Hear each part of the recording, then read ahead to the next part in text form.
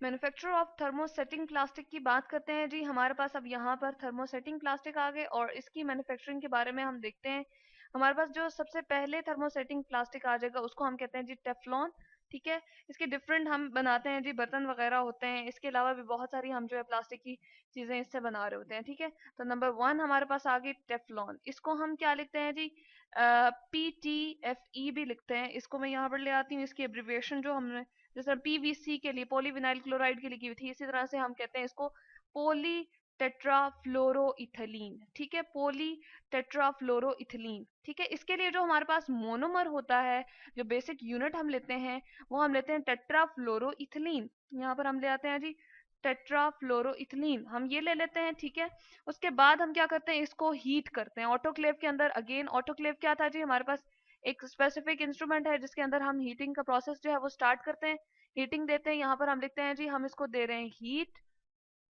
ठीक है, और किसके अंदर दे रहे हैं, ऑटोक्लेव के अंदर। ठीक है जी, ऑटोक्लेव के अंदर हम इसको क्या कर रहे हैं, हीटिंग का प्रोसेस कर रहे हैं और इसको अंडरगो कर रहे हैं जी पॉलीमराइजेशन के लिए। यहाँ पर याद रहे कि n number of monomer unit हमने यूज करना है। ठीक है, और ये किस में कन्वर्ट हो जाएगा, ये हमारे पास नंबर ऑफ चेन्स हमारे पास पॉलीमर्स जो है यहाँ पर प्रोड्यूस हो जाएंगे। यहाँ पर याद रहे कि हमारे पास इथिलीन है चूंकि, तो इसके दरम्यान में क्या है जी, डबल बॉन्ड है। ठीक है, तो यहाँ पर हमारे पास क्या हो जाएगा, ये डबल बॉन्ड सिंपली जो है वो सिंगल बॉन्ड में चेंज हो जाएगा। बाकी हमारे पास fluorine as it is attach रहेंगे और यहाँ पर ब्रांचेस इसकी जो है वो हमारे पास n नंबर तक जो है वो इंक्रीज करती जाएंगी, यानी कि नंबर ऑफ हमारे पास जो है इसके मोनोमर यूनिट आपस में अटैच हो जाएंगे और क्या बना देंगे, पोली टेट्राफ्लोरोइथिलीन। ठीक है, ये हमारे पास बन जाएगा।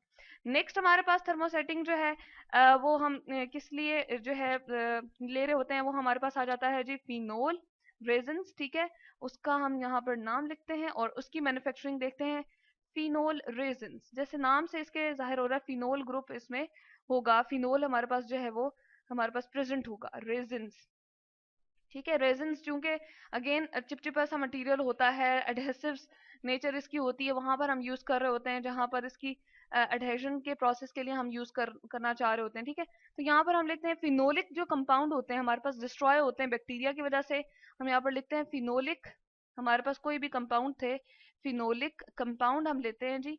ठीक है, अगर वो डिस्ट्रॉय हो गए हैं कंपाउंड और वो जो है हमारे पास क्या हो गए हैं, डिस्ट्रॉय हो गई। ये हमारे पास स्पेसिफिक किस्म के, लेट्स सपोज हमारे पास कोई कंपाउंड थे और उनको डिस्ट्रॉय कर दिया किसने जी, डिस्ट्रॉयड। यहाँ पर हम लिखते हैं डिस्ट्रॉयड बाय बैक्टीरिया। ठीक है, स्पेसिफिक बैक्टीरियाज होते हैं हमारे पास, छोटे छोटे माइक्रो ऑर्गेनिजम्स होते हैं जो हम कहते हैं कि लिविंग उनमें लाइफ होती है और वो हमारे पास क्या होते हैं, बैक्टीरिया होते हैं। और इस तरह से वो क्या प्रोड्यूस करते हैं, दस हम कहते हैं कि फिनोल रेजिन्स जो हमारे पास प्रोड्यूस हो जाती है। ठीक है, और फिनोल रेजिन को आगे फिर हम कहाँ पर यूज कर रहे होते हैं जी, फिनोल रेजिन जो है हमारे पास प्रिपरेशन करती है बेकेलाइट के लिए। यहाँ पर हम लिख सकते हैं preparation of bakelite.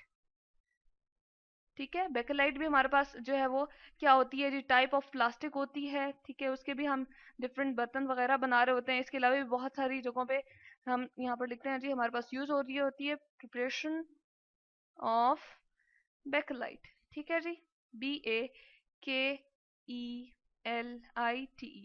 Bakelite plastic के तौर पे हम जो है वो यूज करते हैं। ठीक है, हमारे पास मैन्युफैक्चरिंग इसकी हो सकती है। ठीक है, और इसमें जो है हमारे पास जो रेजन्स यूज होती हैं बेसिकली वो कौन कौन सी फिनोल रेजन्स हैं जी, वो हमारे पास हैं अमाइनो रेजन्स। यहाँ पर मैं लिखती हूँ अमाइनो रेजन्स हमारे पास यूज होती हैं जी। ठीक है,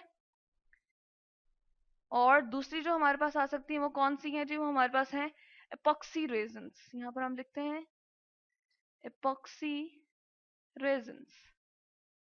ठीक है जी, तो ये हमारे पास है जी फिनोल रेजन्स, जिसको हम देख रहे हैं कि हमारे पास बेकेलाइट की फॉर्मेशन के लिए यूज हो रही है।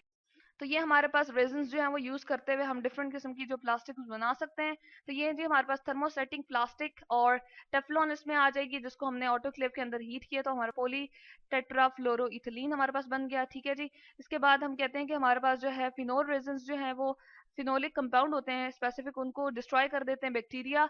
तो हमारे पास क्या होता है जी, फिनोल रेजिन्स टाइप जो हमारे पास जो है वो प्रोड्यूस हो जाते हैं, और फिनोल रेजिन्स को जो है हम यूज कर रहे होते हैं बेकेलाइट की फॉर्मेशन के लिए। जैसे स्पेसिफिक हमारे पास जो है वो रेजिन्स कौन कौन सी है जी, अमाइनो रेजिन्स हैं, इसके अलावा एपॉक्सी रेजिन्स भी हमारे पास इसमें आ जाती हैं। तो ये है जी हमारे पास मैन्युफैक्चर ऑफ थर्मोसेटिंग प्लास्टिक।